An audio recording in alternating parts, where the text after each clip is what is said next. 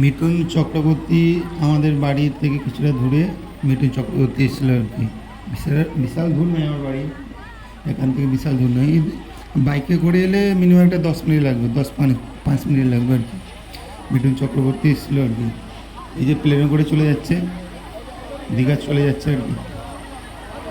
আমাদের বাড়ি হচ্ছে বলতে গেলে যে দীঘা সাইডের দিকে আর কি, লোকগড় মির্জাপুরের সাইডের দিকে আর কি, লোকগড় মির্জাপুর এগড়া সাইডের দিকে চলে যাচ্ছে আর কি। মিঠুন চক্রবর্তী ছিল এই 2022-এ না 2021-এ এরকম এসেছিলো আর কি।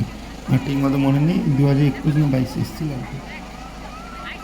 চলে যাচ্ছে আর কি মিঠুন চক্রবর্তী আর কি। আমাদের এখানে এসেছিল আর কি,